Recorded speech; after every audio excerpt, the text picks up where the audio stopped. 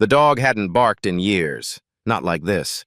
Not with the kind of fury that said something was wrong, deeply, horribly wrong. Sarah Whitmore stood frozen at the edge of the Blackwater Trail, her hands still gripping the leash that had just slipped through her fingers.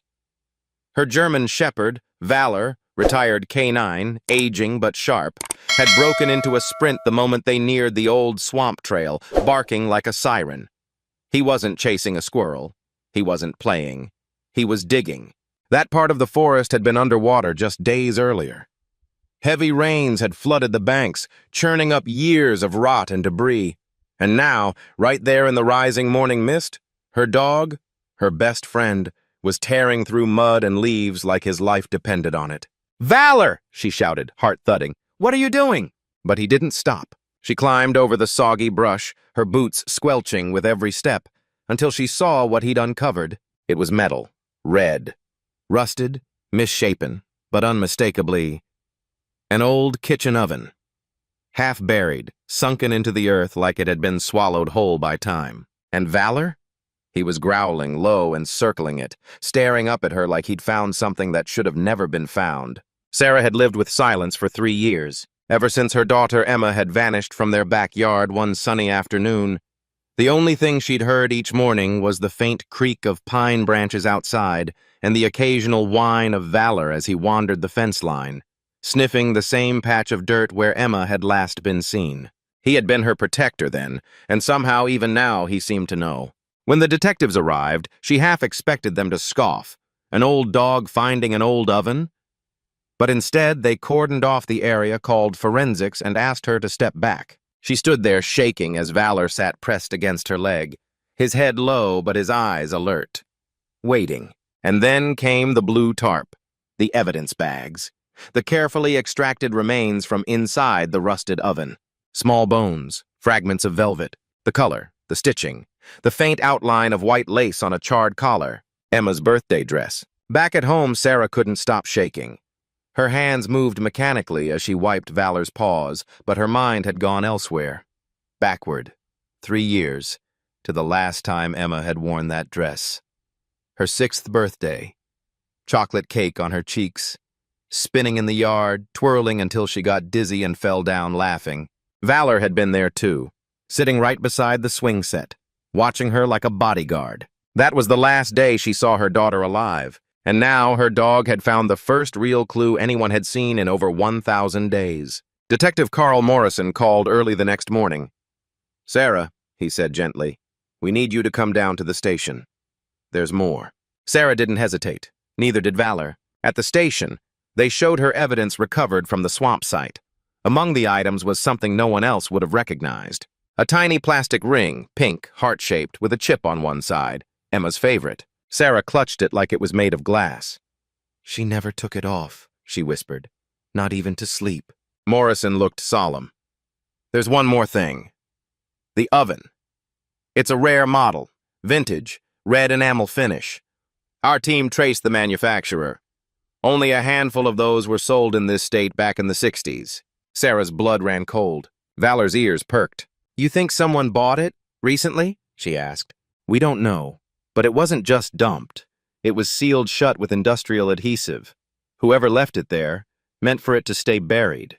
If you believe animals have a powerful way of bringing truth to light, don't forget to subscribe to Heroes for Animals. We tell real emotional stories like this one, stories where loyalty speaks louder than words. That evening, Sarah watched Valor as he paced the house. He had stopped eating. His tail never wagged. He kept standing in front of her oven, her kitchen oven, scratching at the linoleum like something was hiding beneath. She crouched beside him, trying to calm him, but he stared into her eyes with such intensity it made her heart race. "What are you trying to tell me?" she whispered. The next day, she took the photo of the oven from the police file and began visiting local appliance shops. Vintage sellers, collectors, anyone who might have seen one like it. At a dusty little repair shop near the edge of town, she got a hit. "Westinghouse, Gourmet Series," said the elderly shop owner, adjusting his thick glasses. "They only made that candy apple red for 3 years in the 60s. Sold one like it a while back. Maybe 98? Sarah's breath caught. "Do you remember who bought it?" "Paid in cash. Middle-aged man. Seemed strange. Asked a lot of technical questions. Temperature control, interior space, door seal strength made me uneasy, honestly. Her hands trembled. Could you check your records? He pulled out an old ledger. April 18th, 1998, that's your guy. 5 months before Emma vanished. Back home, she sat at the table staring at the ledger photo she'd snapped. Valor rested his head on her lap. She absently stroked his fur but couldn't stop shaking. Why would someone buy an old oven just months before Emma disappeared? Who asks how tightly a door seals unless they plan to use it for something awful? The worst part? She had a sinking feeling she knew someone who'd always been obsessed with details like that. Someone who hated losing. Someone who had promised to sell the cabin after the divorce, but maybe hadn't. Valor growled suddenly, standing up and trotting to the kitchen door. He stood there, rigid, staring at the corner pantry. Sarah followed him. He scratched once, then sat staring at her. She opened the door and looked inside. Nothing. But when she looked up, there was a box she hadn't noticed before. Small. Labeled simply, Emma's Things. She hadn't put that there. Her hands trembled as she reached for her phone. She didn't call the police. She called Mark. Her ex-husband answered on the second ring. Hey, he said, voice calm. I was just thinking about her. Weird, right? Sarah forced her voice steady. We need to talk about the cabin. There was a long pause. Sure, Mark said. Come by tomorrow. I'll be up there all day. She hung up and stared at Valor. You ready, boy? He wagged his tail once, then walked to the front door and sat, waiting. Sarah hadn't driven to the cabin in over 4 years. The last time she did, it had been with Emma in the back seat, humming along to a Disney song on the radio, Valor's head resting on the console between them. Now, the silence in the truck was deafening, broken only by the rhythmic click of Valor's claws on the passenger seat and the occasional groan of the old suspension as they climbed deeper into the Oregon backwoods. She didn't tell anyone she was going, not Detective Morrison, not her sister in Portland, just Valor. Mark had sounded so casual on the phone, too casual. Come up to the cabin, he'd said, like they were planning a family cookout, not reopening the darkest chapter of their lives. He said he was getting it ready to sell, but something about the timing, after the oven, after the red velvet dress, felt too convenient. And Valor? He hadn't stopped pacing since the call. As they passed the broken mile marker, Sarah flicked off the radio. You remember this place, don't you, boy? Valor looked at her, then turned his head toward the windshield, ears alert. The cabin came into view just past the bend, modest, A-frame, wrapped in towering pine. But instead of falling into disrepair like she expected, it looked better. The deck had been stained. The windows were new. Even the flower boxes were mounted, empty now, but fresh. Mark's been coming here a lot, she muttered. She parked beside Mark's old pickup, engine still warm, and took a deep breath. Valor growled under his breath as she reached for the door handle. Mark met her on the porch. He was wearing a flannel shirt, jeans, work gloves still tucked in his belt. Same soft-spoken expression. Same half-smile. He looked like the man she'd married, before things went wrong. Thanks for coming, he said. I almost didn't, she replied, stepping out. You kept the place up. He shrugged. I couldn't let it rot, too many memories. Valor stepped down from the truck, his eyes locked on Mark. He didn't bark, but he didn't wag his tail either. His whole body was stiff, controlled, Mark noticed. Still got that sixth sense, huh? He said with a half laugh. Always could read a room better than either of us. Sarah didn't answer. She followed Mark inside. The cabin smelled like a lemon cleaner and pine wood. Everything was in order. Too in order. The couch cushions were fluffed, the dining table polished, the fireplace swept clean. Framed photos of Emma, ones Sarah had taken, were lined up along the mantel. Where did you get these? She asked, pausing. I made copies, Mark replied, back when we still talked. She picked up one of Emma at age 4, holding a marshmallow stick in front of the fire pit outside. Her cheeks were covered in soot and chocolate. Valor was sitting next to her in the background, tongue out, tail wagging. The silence stretched too long. You want coffee? Mark asked. Just made a pot?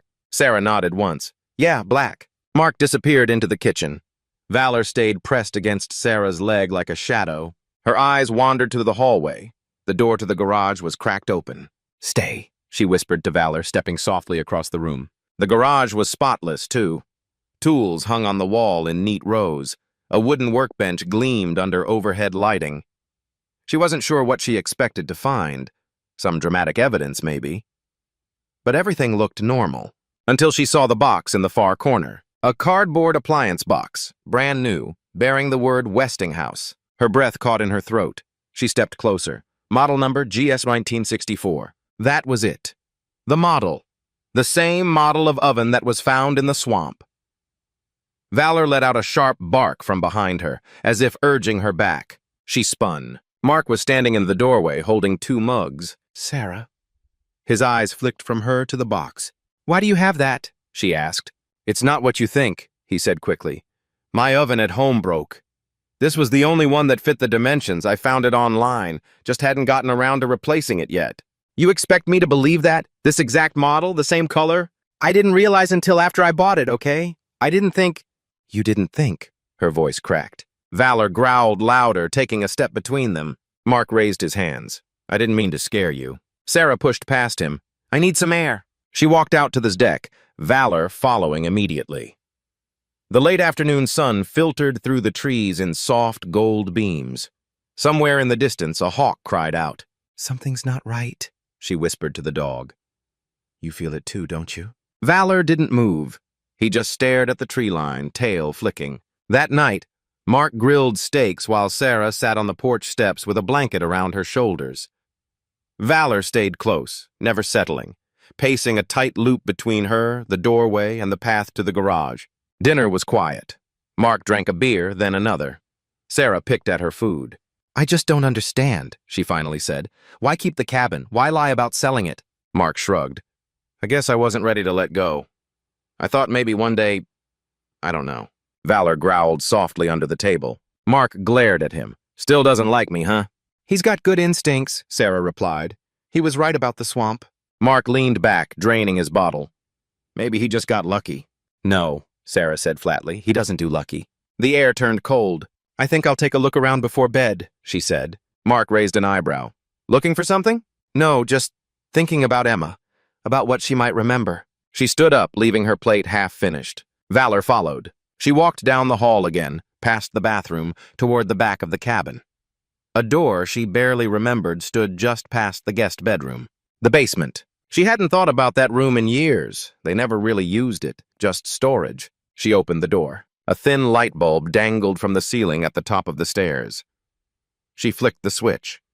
Dim yellow light spilled downward. The air smelled musty, dust, and something else, something chemical. Valor's ears perked. Then he growled. Low, warning. She stepped down. He followed, paws quiet on the wooden steps. The basement was partially finished. Concrete floor, a small utility room, storage bins stacked along one wall. But something about the far end caught her eye. A freshly painted door. Pink. She moved closer, pulse hammering in her ears. The door wasn't locked. It creaked open. Inside was a child's room. Tanix 12 feet. A cot with princess sheets. A tiny bookshelf. Toys, notebooks, crayons, art supplies, chapter books. A calendar with days crossed out in red crayon. Sarah staggered back. Valor whined, ears flat, tail between his legs. No, she whispered. No, no, no. Behind her, she heard the sound of footsteps on the stairs. Sarah, Mark said, his voice quiet, calm. You weren't supposed to see that. She spun. What is this? It was her room, he said. Her real room. You gave up on her. I didn't. You kept her here? I saved her, he snapped. You abandoned us. I made sure she had everything. I homeschooled her. I gave her a life. Sarah took a step back. Mark stepped down slowly, gripping the railing. She cried for you. Every night. For weeks. But you were off with someone else, laughing at restaurants, forgetting us. Valor placed himself between them, teeth bared. She trusted you, Sarah said, voice shaking. She was 6. I was her father. I did what I had to do. Sarah reached for the nearest object, a metal flashlight. She didn't blink. Get away from me. Mark stared at her, then at the dog. I should have known, he whispered. It was him, the dog. He's the one who ruined everything. Valor snarled. Mark didn't finish his thought. Sarah ran. Back outside, the sky had gone dark. She didn't stop running until she reached the truck. She jammed the keys in, threw it into reverse, and roared down the mountain road, tears blinding her. Valor sat in the passenger seat, shaking but alert. They drove in silence until her phone finally picked up one bar. She pulled over and dialed 911 with trembling hands. "This is Sarah Whitmore," she said, voice breaking. "My ex-husband. He kept our daughter in his basement. I just found her room, and I think he... She couldn't finish. Valor rested his head on her lap, and she knew. The truth was only beginning to unravel. The engine ticked as it cooled, the only sound in the truck besides Sarah's unsteady breath. Her hands trembled around the steering wheel, her phone gripped so tightly her knuckles had gone white. In the passenger seat, Valor sat perfectly still, eyes on the rearview mirror like he expected Mark to come bursting out of the woods at any second. He didn't, but the silence pressing in around them felt just as dangerous. The dispatcher had been calm, reassuring. Units were en route, both to the cabin and to Sarah's location on Deer Lake Road. "Stay put," the woman had said. "Keep your doors locked. Officers are 10 minutes out." 10 minutes. 10 minutes had never felt so long. Sarah stared out at the road, headlights stretching forward like weak arms into the blackness. Her whole body was shaking, not just from fear, but from the weight of it all. The pink room, the crossed-off calendar, the brand-new oven. The truth. Emma had been alive. Not for a few days, not weeks. 3 years. 3 years in a basement while Sarah searched, pleaded, begged for help. While the police canvassed neighborhoods, sent flyers, interviewed everyone within a 100-mile radius. And all along, the answer had been up the mountain in a cabin she thought had been sold. And it was Valor. Not a detective, not a neighbor, not some tipster who had refused to stop looking.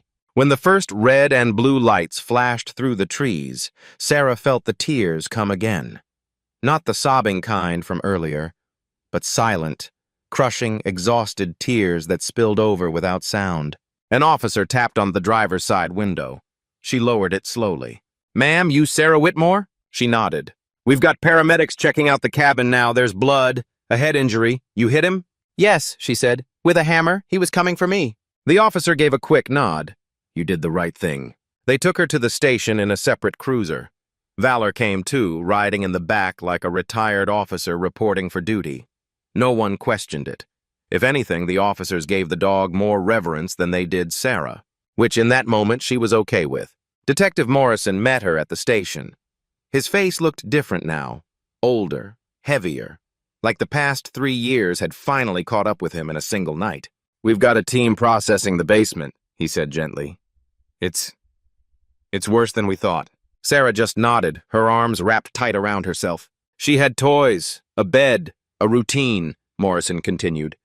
"There were workbooks, crayons, drawings of you, of a dog. I think they're of Valor." Sarah choked back a sob. "There was also a journal," he added. "Emma's.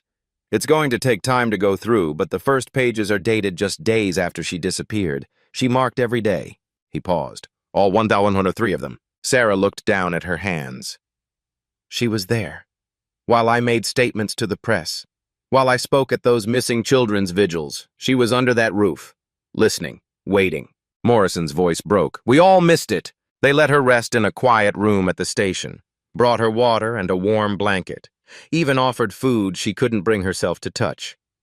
Valor curled up at her feet, his head on her boot, eyes never closing. It was well past midnight when Morrison came back in, a thick file folder under his arm. "He's talking," the detective said, "confessing, all of it." Sarah braced herself. "Mark said he started planning the moment you filed for divorce. He said he couldn't bear to lose Emma.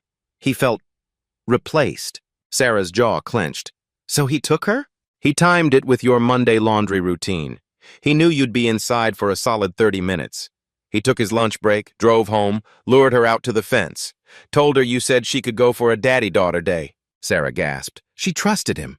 "He said she climbed into his truck smiling." She turned away. Morrison continued, quieter. "He took her to the cabin, told her you'd gone away, that you didn't want her anymore." "That monster," Sarah whispered. "He homeschooled her in the basement, built that room over weekends, told everyone he was remodeling." "How long until she realized?" Sarah asked. Morrison looked down. "The entries suggest within the first month. She started drawing Mommy's house. She tried to escape. He had to lock the door from outside. Eventually, she stopped asking." Sarah turned her face into her hands. "No, she didn't. Not Emma." No, Morrison agreed. She didn't, not until the end. The coroner's report came in the next morning. Sarah sat through it in stunned silence. She died of carbon monoxide poisoning, Morrison said. There were sedatives in her system, strong ones. He gave her a drink before lunch. Her favorite, he said. Apple juice with a splash of grape, just like you used to make. Sarah couldn't breathe. He said she was tired, compliant. He told her it was a game, a hiding game. She climbed into the oven herself. Sarah's knees buckled, and she dropped into the chair like her bones had vanished. He turned the heat up slowly, Morrison said. The carbon monoxide got her before the temperature did. She didn't suffer. That's the one grace in all of this. Sarah felt the scream building in her chest, but she bit it down. He planned this, she said. He bought that oven 5 months before. He asked about seals, about temperatures. He wrote about it in journals, Morrison said, sliding them onto the table. He said he wanted you to find her that way. He wanted you to imagine it every time you cooked dinner. Sarah turned and vomited into the wastebasket beside her. It was noon by the time she was able to speak to the press. She didn't want to, but she knew she had to. She stood in front of the podium, flanked by Morrison and 2 female officers from the Child Victim Advocacy Unit. Valor sat at her side, wearing his old K-9 badge collar. 3 years ago, my daughter vanished, she began, voice shaking. I was told it was probably a stranger, a drifter, maybe someone just passing through. She looked straight at the cameras. But the truth was worse. It wasn't a stranger, it was someone we knew, someone we trusted. She paused, steadying herself. My daughter didn't disappear, she was taken. She was held captive, and she was murdered. Gasps rippled through the crowd. She was just 6 years old, and the only reason we found her at all, the only reason, is because of this dog. She looked down at Valor, who looked back at her with soft, steady eyes. Valor never stopped searching. Not for her scent, not for the truth. He remembered what so many of us tried to forget. He led us to the one place no one thought to look. She stepped back from the podium. I don't know what justice looks like anymore, she said quietly. But I do know that Emma had a hero, and it had 4 legs. Later that evening, Sarah returned home. The house was still but not empty. Valor followed her through every room, sniffing corners, pausing at windows, checking the backyard like he always had. Only this time, he didn't linger at the fence. He walked to the porch, lay down, and rested his head between his paws. As if finally he knew the job was done. Sarah stood in the kitchen, staring at the oven. The normal one. The one that had always been there. Then she walked over, unplugged it, and dragged it outside. She didn't care that it was heavy. She didn't care if it left scratches on the tile. She would never look at it the same way again. She returned inside, slid down the wall, and let herself cry. Not the broken sobs of guilt, but a cry of mourning, of memory, of truth. Valor padded over and curled up beside her, and for the first time in 3 years the silence felt different. Not peaceful, not yet, but no longer haunted. For days, Sarah didn't leave the house. The media swarmed the street outside. Neighbors left flowers and candles by the mailbox. Reporters camped on the curb hoping for more comments. But Sarah stayed inside, curled up on the living room couch with Valor pressed tightly against her legs. Every time she closed her eyes, she saw Emma's face, and then the oven. She had spoken at the vigil. She had stood before cameras, but none of it had eased the ache. Grief sat in her chest like a weight she couldn't move. What haunted her more than anything was knowing Emma had been just a short drive away that whole time. Alive. Waiting, drawing pictures, marking days, and Sarah hadn't found her, but Valor had. She looked at the dog now, curled in a tight ball, tail over his nose, his body still trembling in his sleep. He hadn't eaten much since they'd returned, hadn't touched his toys. He barely left her side. She wasn't sure who was more broken. Detective Morrison called late Thursday morning. We're combing through everything at the cabin, he said. We've recovered 2 journals. One belonged to Emma, the other was Mark's. Sarah sat straighter. What's in them? They're disturbing.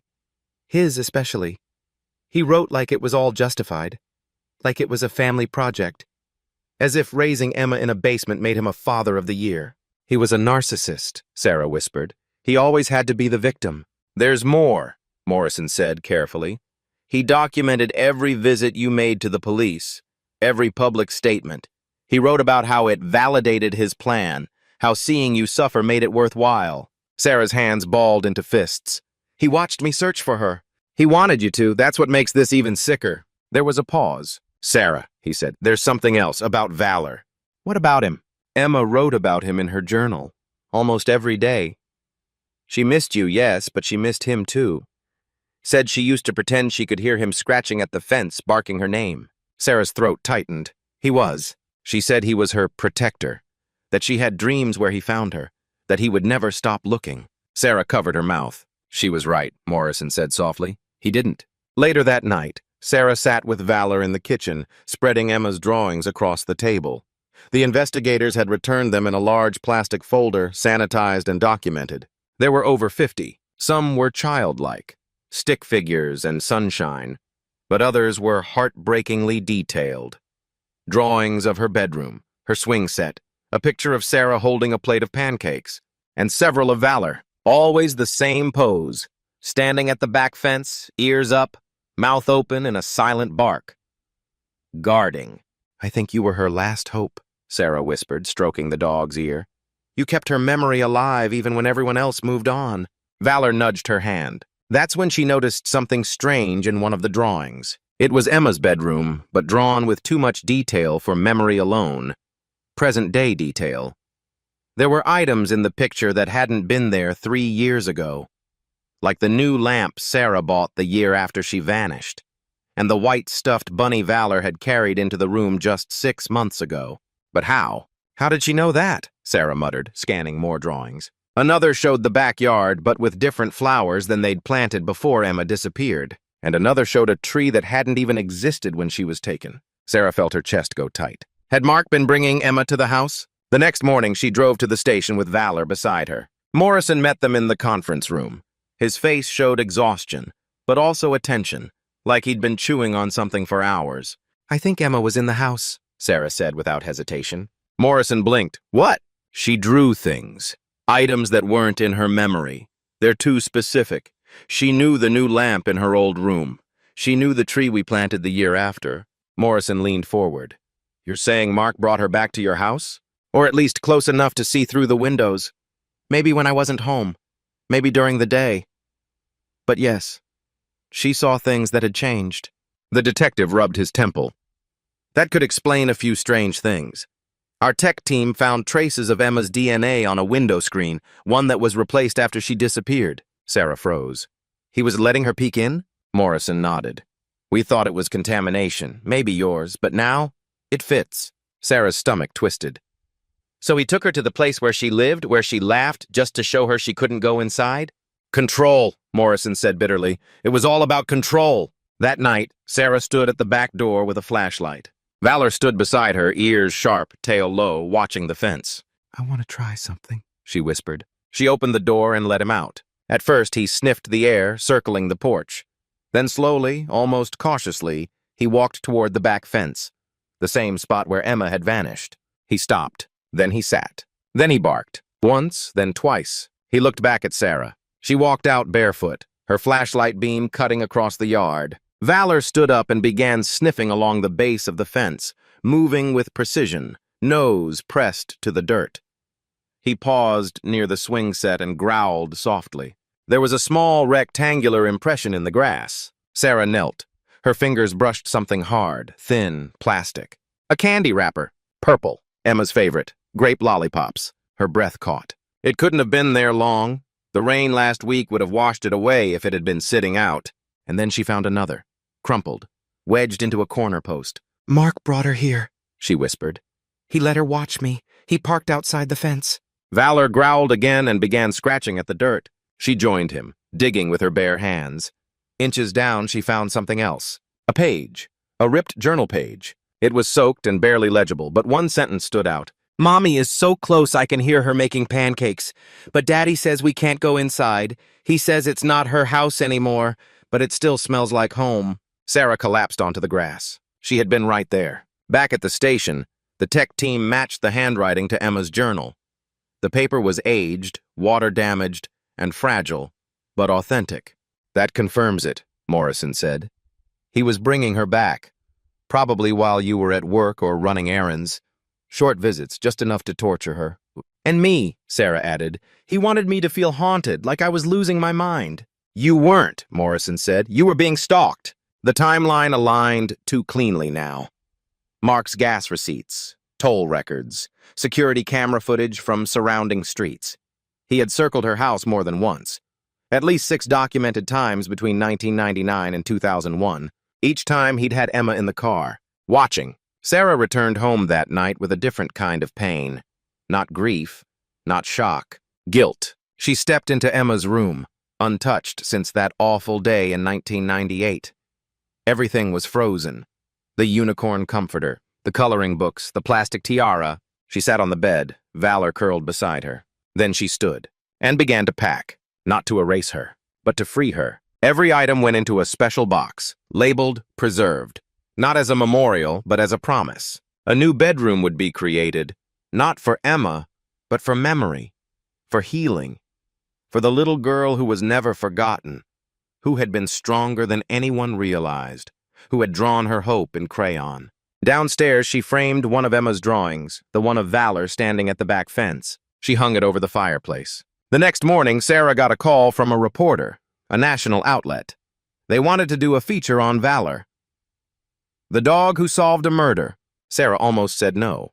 But then she looked at the old K9 sleeping at her feet. His ears twitched in his dreams. His body curled just slightly. And she remembered what Morrison had said. Emma believed in him, so she said yes, because the world needed to know the truth, not just about monsters in human form, but about the kind of dog who refuses to let go, who holds on to a scent, who guards a memory, who brings a mother back to her child, no matter how long it takes. The morning sun stretched across the kitchen floor, golden and calm. A neighbor's lawnmower hummed faintly down the street. The coffee pot sputtered, steaming up the window above the sink. It could have been any other Tuesday. But Sarah Whitmore stood frozen in front of the refrigerator, her hand resting on the door handle, eyes unfocused. She was staring at a crayon drawing.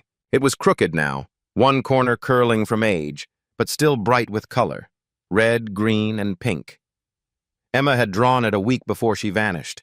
A stick figure mom, a big floppy-eared dog beside her, and a house with a giant heart in the middle. Sarah ran her fingers over the paper. Valor sat at her feet, watching silently. He hadn't barked all morning. That was what scared her most. Mark's arraignment was set for Friday. First-degree murder, aggravated kidnapping, false imprisonment, stalking. There were more charges than Sarah could keep track of. His public defender had already signaled that they'd be pleading guilty to avoid a trial, not out of remorse, but strategy. Mark was already facing life without parole. No jury would save him. Still, that didn't bring peace. Not yet, because something still gnawed at Sarah's heart, something that had kept her awake for the last 3 nights. Emma had been gone for 3 years, but the signs, the candy wrappers, the torn journal page, suggested that the house had been visited more than just a handful of times. Had Emma been inside? Had Mark ever brought her through the door? And if so, why? Detective Morrison wasn't convinced. "We've logged 6 confirmed occasions where Mark circled your street, Sarah," he told her over the phone. "But that doesn't mean he took her inside. Remember, he wanted her isolated." "But it feels like she knew more than she should have," Sarah insisted. "Her drawings, she got the couch right, the lamp, even the throw pillows I bought last Christmas." "You think she saw them through a window?" "I think," Sarah hesitated, "I think she was in this house, at least once." There was a pause on the line. "You're sure?" "No," she admitted, "but Valor is." Later that afternoon, Sarah walked through the house with a notepad, retracing old routines, old memories. Valor followed her closely, nose twitching, tail low and cautious. She stopped in the living room, where Emma had once built elaborate pillow forts, then to the hallway, where she'd measured her height in permanent marker. She knelt by the windows, opening each one, letting Valor sniff. Nothing, until they reached Emma's room. Valor stopped dead in the doorway. He didn't growl, didn't bark, but his body stiffened, and he stared at the far wall, tail slowly lowering. Sarah stepped in slowly, heart pounding. "What is it, boy?" He moved forward, nose close to the floorboards near Emma's toy chest. Then, gently, he scratched. Sarah dropped to her knees and ran her hand over the floor. It felt solid, But Valor scratched again. With shaking fingers, she moved the chest aside and tapped along the baseboard. Hollow. She grabbed a screwdriver from the hallway closet and pried back a panel. Inside was a small space, dry, clean, and filled with something that made her heart stop. Crayons, a worn notebook, and Emma's pink socks, folded neatly. Sarah sat in the middle of the floor, Valor beside her as she read the first page of the notebook. It wasn't long, barely 5 entries. The handwriting was uneven, wobbly like a child trying to be brave. Daddy let me visit the house today. He said I could see my room if I promised not to cry. I didn't cry. Mommy wasn't home. I looked at my drawings. They're still on the fridge. I wanted to stay, but Daddy said it was only a visit. Sarah let the notebook fall into her lap. Valor whimpered. She was here, Sarah whispered. He brought her inside. It was worse than she imagined. To let a child touch their old life, to smell it, see it, then rip it away again. That was cruelty layered in manipulation. That was psychological torture wrapped in parental betrayal. Detective Morrison drove over himself the next morning. He read through the notebook twice, his brow furrowing deeper with each page. That hollow panel, he said. It's not standard. Mark must have built it himself. He always liked woodworking, Sarah said bitterly. We'll need to bring the evidence team back in, scan for prints, DNA. Sarah nodded, but her focus was on Valor. He was pacing again, this time along the hallway wall near the back door. He kept glancing over his shoulder like he was trying to point something out. Morrison noticed. He's alert again. Sarah stood. He smells something, I know that look. They followed Valor to the laundry room. He circled once, twice, then stopped at the floor vent near the dryer and began sniffing hard. Sarah knelt. What is it, boy? The detective pulled out a flashlight and aimed it inside the vent. Hold on. He reached in slowly and pulled something out. A paper, a photograph. Emma, standing in this kitchen, taken from behind a window. The timestamp showed it was from 6 months after she vanished. Morrison's face went pale. He took pictures of her. From inside the house. Sarah covered her mouth. He let her get this close? This was staged, Morrison said. He didn't just kidnap her. He wanted to control the memory of her. That evening, Sarah sat by the fireplace. Valor curled beside her, one paw resting over her foot like a weighted blanket. She held the photo in her lap, fingers tracing Emma's silhouette. The truth was unbearable. But it had a shape now. A timeline. She could name the darkness. But what Valor had done, that was different. He hadn't just found her. He had followed the scent of memory. He had hunted truth in a way no human could. And he had led Sarah through every blind turn with a kind of faith only a dog could give. He never doubted Emma was still close. He never stopped standing watch. 2 days later, Sarah received a package from the county K-9 unit. Inside was a gold medal, a certificate, and a letter from the chief of police. To Valor, the dog who saw what no one else did, and never gave up. You brought a little girl's voice back from silence. You gave her mother answers, and you reminded us all what loyalty really means. Sarah placed the medal in a shadow box and hung it beside Emma's framed drawing, the photo of Valor at the fence. On Friday, the courthouse was packed. Victims' advocates, reporters, child welfare officials, and neighbors who had watched Sarah suffer in silence for years. Sarah stepped up to speak before the sentencing. She held the notebook, the photo, a collar. But it was Valor who stood beside her again, like always. My daughter's voice was taken from her, Sarah said, steady and clear. But this dog, her dog, brought it back. She turned to face the man who had destroyed everything. I want you to know, Mark, that you failed. You tried to erase her, to make her invisible. But Valor found her. He remembered her. He led us to her. Her voice broke. She still had a voice, and now so do I. The courtroom was silent. Mark never looked up. The judge handed down 5 consecutive life sentences. Sarah walked out of the courtroom into the sunlight, Valor at her side. Back home, she poured 2 bowls, one for herself, one for him. It was steak night, just like they used to do in the old days after training sessions. Valor's tail thumped once, then again. He was older now, slower, grayer around the muzzle, but still the same dog, the same guardian, the same hero. And Sarah knew with absolute certainty he hadn't just saved the case. He had saved her. A year had passed. The wind still whispered through the tall Oregon pines. The swing set in the backyard had rusted around the chains, creaking softly when the breeze nudged it.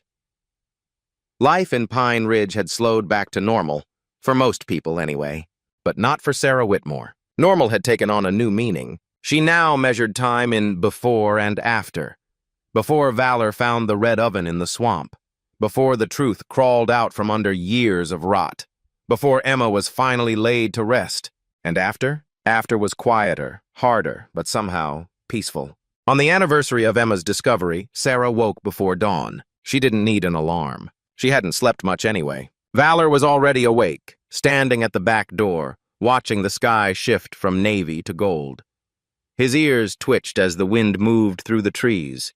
The old dog was slower now, his joints stiffer, his snout grayer, but his spirit was the same. "Ready?" she whispered. His tail thumped twice. Sarah grabbed the picnic basket and stepped outside with him. Together they walked to Emma's favorite place in the world, the wide, flat rock near the edge of the woods, the one she'd named the Princess Stone because it looked like a throne when she sat on it with her glittery dress and plastic tiara. Sarah had cleaned the moss off days ago. They laid the picnic out just like they used to. Pancakes in a thermos, apple juice in a travel mug, a tiny jar of strawberry jam that Emma used to smear on everything. Then Sarah pulled out the framed drawing, the one Emma had made of her, the house, and the dog. She set it against the rock and smiled. "Happy Memory Day, baby," she whispered. "We didn't forget." Valor rested his head against her leg. He didn't need words. He remembered, too. Later that morning, they drove into town. The community center had been renamed the Emma Whitmore Family Resource Hub, a place where families of missing children could get counseling, support, even temporary housing if needed. It had taken months of planning, but Sarah had poured every ounce of her grief into something that could help others crawl back from the dark. Inside the lobby, above the front desk, hung a blown-up photo of Valor in his K9 vest. Beneath it, a plaque read, "In honor of Valor, the dog who never gave up." Kids loved visiting the center. They'd stop in just to see the real hero dog. Valor didn't mind. He'd sit patiently while they pet his ears, sniffed their backpacks, and asked about his badges. Some kids brought their own dogs to meet him. Others just cried into his fur. Sarah always said the same thing. Valor listens better than most people talk. And it was true. Detective Carl Morrison had retired the same week the center opened. He'd fought for Emma's case like it was his own child. But even he admitted, standing in front of the building with the mayor and the crowd, that it was Valor who cracked it open. "I've worked homicide, organized crime, trafficking," he'd said during the ribbon-cutting ceremony. "But nothing prepared me for the loyalty of one dog who refused to believe his girl was gone." Now he spent his time gardening and visiting his grandkids. He still called Sarah every couple of weeks, just to check in, just to see how Valor was doing. "You keeping him spoiled?" he'd ask. "Always," Sarah would reply. One crisp Saturday in October, Sarah got an invitation she hadn't expected. National Canine Heroes Gala, Washington, D.C., honoring outstanding service by working and retired canines. She nearly tossed it aside, thinking it was spam. But there it was, her name, Valor's name, and the story. Panel discussions, awards, a stage, cameras, journalists. She looked at Valor sleeping by the fireplace and sighed. "You ready for a road trip, old man?" He wagged his tail once in reply. They flew coach. Valor sat like a seasoned traveler, nestled into his service harness, his nose resting on Sarah's sneakers. Fellow passengers whispered, pointed, and eventually asked for photos. Someone said they saw the story on YouTube. Someone else offered to cover their coffee at the airport. By the time they landed at Reagan National, Sarah was overwhelmed by how many people remembered. A limo met them at the curb. Valor sniffed the tires and climbed in like a champ. The gala was held at a luxury hotel ballroom near the Capitol. Rows of round tables, glittering lights, service dogs in medals and boots, handlers in dress uniforms. Some dogs barked excitedly, others napped under the tables. Valor stayed close to Sarah, ever calm. When the time came, they were called to the stage. Sarah stepped up, holding Valor's leash. Her hands trembled as she adjusted the microphone. "I never thought I'd be here," she began. "I'm not a cop, I'm not a soldier, I'm just a mom." The room was silent. But this dog, he was all those things. A soldier, a tracker, a protector. He served overseas, and when he came home, he didn't stop. When my daughter disappeared, I stopped hearing her. But he didn't. She looked down at Valor. He never gave up, even when everyone else did. Even when the scent faded, he knew. She paused, letting the silence hold. Valor brought her back to me, not alive, but with the truth. And when everything was too heavy to bear, he stayed. Through the grief, through the pain. He reminded me that love can outlive trauma, and loyalty can be louder than any scream.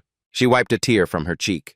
This award may have his name on it, but he's been my lifeline, my anchor, my only way back. The audience stood. Applause thundered through the ballroom. Valor wagged his tail once. A week later, back home, Sarah placed the medal on the fireplace mantel. She kept the photo from D.C., her standing with Valor in front of the American flag, his collar shining with all the pins he'd earned in his lifetime. She made pancakes, extra syrup. Valor got 3. He deserved it. Time went on. Seasons changed. Kids in town stopped Sarah in the grocery store to ask about the oven story. Teachers invited her to speak at middle schools. A local high school senior made a documentary about the case. Emma's story, Valor's story, had grown beyond Pine Ridge. And still, Sarah kept Emma's room intact. Not as a shrine, not anymore, but as a space for peace and for the kids who came to the center. Some who'd lost siblings, others who'd run from danger. When they needed a place to breathe, Sarah would invite them in and let them sit on the pink rug. They'd hold Emma's teddy bear, look at her books, pet Valor, who never said no to comfort duty. On a quiet evening in spring, Sarah sat on the back porch, the sun painting long streaks of orange across the lawn. Valor lay beside her, his breath slower now, steady, content. She reached over and scratched behind his ears. "You did it, buddy," she whispered. "You found her. You brought her home. And now the world knows her name." Valor didn't move, but his tail thumped softly against the wood planks. Then again, and one last time. That night, Valor passed away in his sleep, peacefully, with his head resting on Sarah's lap, surrounded by love. They buried him beside the Princess Stone, right where Emma would have wanted. Neighbors came. So did volunteers, detectives, and dozens of families he had helped just by being part of the story. They laid flowers, letters, drawings, dog treats. Sarah placed Emma's framed drawing inside the casket, folded carefully, and whispered, "Now you're both free." Valor's headstone read, "Canine Valor, forever faithful, forever home." Thank you for following Emma and Valor's journey. Their story was one of pain, but also of unwavering loyalty, healing, and truth. And now I want to hear from you. Do you believe dogs can sense what humans overlook? Have you ever witnessed an animal doing something that felt guided by something deeper, intuition, memory, or love? Share your thoughts in the comments below. And if you haven't already, subscribe to Heroes for Animals to support more true and emotional stories like this. Stories where animals aren't just pets, they're heroes.